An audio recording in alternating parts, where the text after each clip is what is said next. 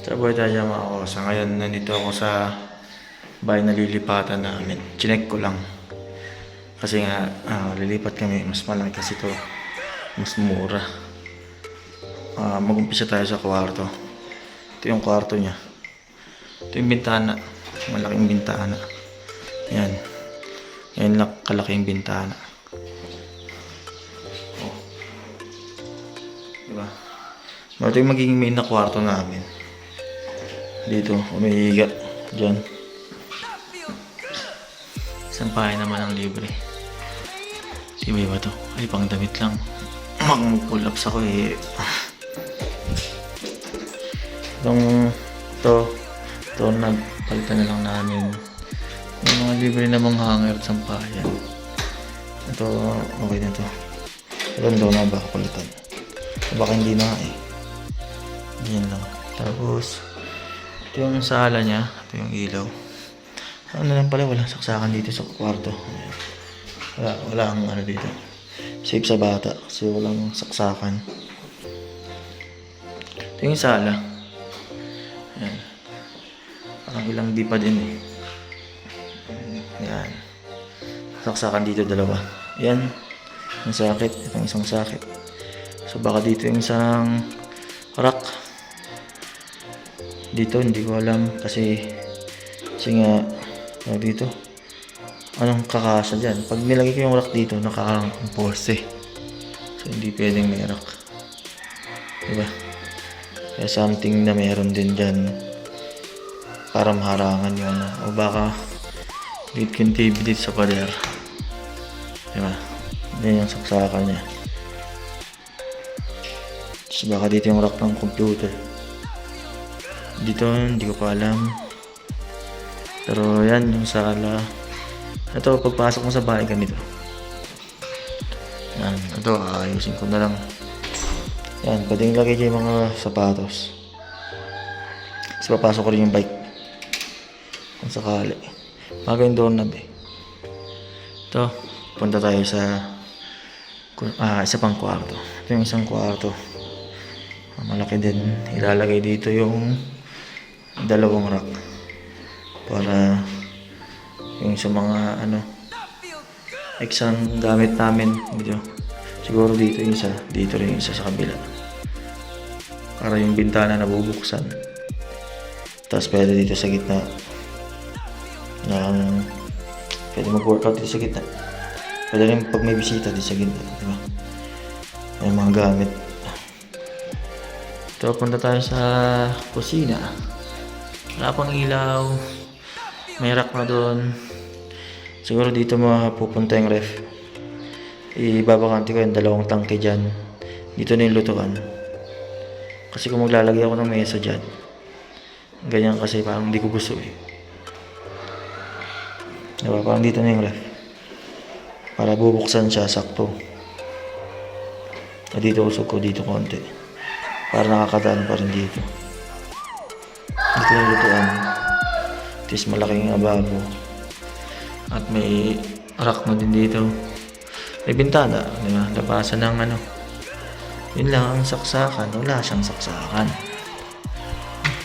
Bigyan na ng toothbrush. Pero may ilaw. Para saan yung ilaw? Yan. Tapos may cabinet sa ilalim. L-shape.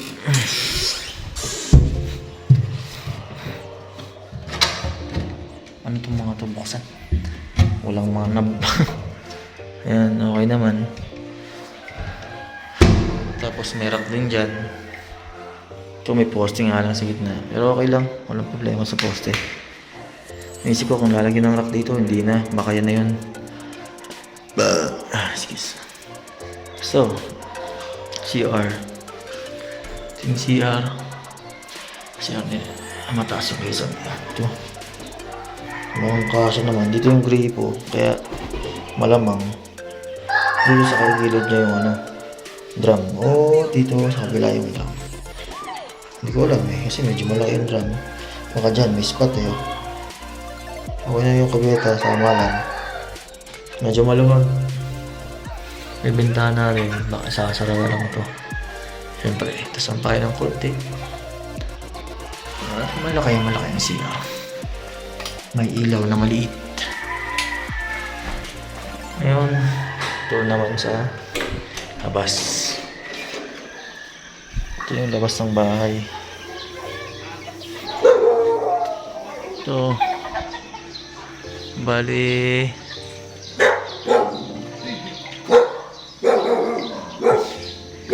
Ito yung bintana ng sa kwarto. Tapos ito. Pwede ako magsampay dito. Ito yung tapat namin panalo. Pwede dito ilagay yung washing machine siguro. Kukonekta na lang sa CR. Sa negro no. Yan, tapos yan na lang yung washing. Kabila na washing, yung isang washing na pang unang laba, tapos lipat sa kabila. Pwede nyo lagay dito yung isang spinner, yung hindi ginagamit na spinner. O dito sa kabila. Parang ganun. Bahala na. Yan, ito. Baka pwede kong lagay dito yung mga nabubulok dito sa na to. Ito, may bubong. Pwede magsampay pag umulan. Tapat tayo ng bahay. Yung sa pinakamaganda dito kasi nakilala yung mga kapitbahay sa tabing kalsada.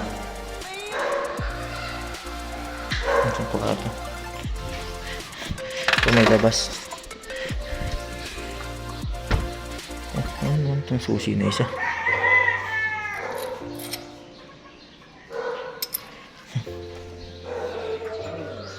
Ito pwede maglagay ng gamit. Pwede maglagay ng gamit dyan. Yung pwedeng mawala. Diba? So, kung ito kalaki yung harapan. Yan. So, kung magpaplano kami ni mahal na maglagay ng ukay dito. Okay lang dito. Salaman. Pwede maglagay ng halaman. Diba? Kasi dito, hindi na harangan yung magdaanan nilang nanay. Okay dito. Tapos pwede ko dyan i-park yung bike sa umaga. O baka ipasok ko na para hindi mawala si Ubuntu. Hindi maulan. Yun yung maganda, hindi maulan si Ubuntu. Tapos yung basurahan dito sa labas. Pwede na, di ba? Ganda, malaki. Mas mura na ang 500 dito. Yung upa. So, 6,000 dun sa kabila. 5,500 lang dito. Tapos, yung tubig namin dito, 100 per head. Nakaka-consume kami ng 400 dun. Dito, mas makakamura kami ng 200. Kasi dalawa lang yung siningin nila. Kaya ang inisip ko na lang, paano to i-set up sa susunod na araw. Diba? Pero siguro, maglipat muna ako ng mga gamit pa konti-konti. Itambak ko na dito sa kabila. Baka tulungan ako ni Rabon maglipat. Dito. So, tikit ko sa pader para yung kanto. May kanto kasi yung poste. Ngayon saksakan. Maganda rin sana dito. Dito yung computer. Para may sarili na akong kwarto para mapag-edit. So pag nilagay ko yung rack dito, hindi mabubuksan. Malaman para hindi nakarang yung computer dito. So pag nandiyan yung computer, malalaman. Mahaba na itong vlog natin para ipakita itong lilipatan namin na bahay. Kaka-floor wax ang nanay. Nilagay nyo na rin ng kontina. Tapos malawak to. Mas bahay siya sa pakiramdam. Siguro lilinisan na lang itong mga pader-pader sa susunod na araw. Hindi ko nagpakasal pa. Para din. Hindi ko yung hilo. Ito. Nakasan na lang siguro itong mga pader-pader. May mga nakalagay siguro dyan dati. Pwede dito yung salamin. Salamin na lang dito. Ito. Ito lang dito eh. Pwede rin salamin. Parang salamin dito. May bilog. Yan, ito yung house tour. Ang lilipatan namin. Yung tan ko lang si nanay. Bago umalis, makikii muna ako. Yun na nga. Ayun, yung saksakan. Pwede dito ilagay yung blender. Rice cooker, dyan na. Panalo. So dito rin yung magiging extension para sa washing. Hahaha. Pero yung washing na matik baka dito sa loob. Iuusog-usog na lang. Yung washing na hindi watik sa labas. Para hindi ganong makakatakot pag nawala. Yun, okay naman. Siguro sisikip to pag nandito na yung mga gamit. Kasi ngayon wala pa naman mga gamit. Kaya malawag pa siya. Spacious.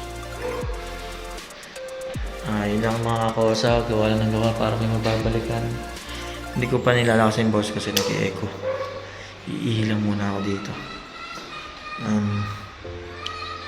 Live life, love life, and pure happiness.